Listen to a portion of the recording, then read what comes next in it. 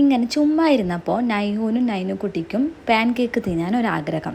അതുകൊണ്ട് ഞാൻ pan cake ഉണ്ടാക്കാമെന്ന് വിചാരിച്ചു. കുറേ പേര് ഇതിൻ്റെ റെസിപ്പിയും ചോദിച്ചിട്ടുണ്ടായിരുന്നു കേട്ടോ. ആദ്യം തന്നെ ഒരു മുട്ട പൊടിച്ച് വയ്ക്കാം. അതിലേക്ക് ആവശ്യത്തിന് പഞ്ചസാര, പിന്നെ ഒരു കപ്പ് പാൽ ഒഴിച്ചിട്ട് എന്താ ചെയ്യാന്ന് വെച്ച് കഴിഞ്ഞാൽ നന്നായിട്ട് മിക്സ് ചെയ്യരുത്.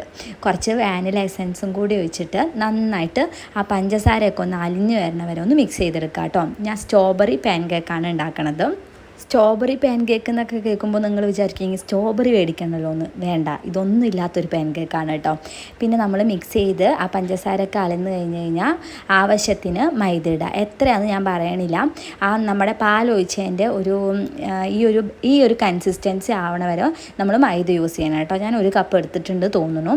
പിന്നെ അതിലേക്ക് കുറച്ച് ബേക്കിംഗ് പൗഡറും കൂടി ഇട്ടിട്ട് നന്നായിട്ട് മിക്സ് ചെയ്യും. പിന്നെ ഇതിൽ നമ്മൾ യൂസ് ആക്കണത് ടൈഗറിൻ്റെ സ്ട്രോബെറി മിക്സാണ് കേട്ടോ. ഇത് അടിപൊളി ടേസ്റ്റാണ്.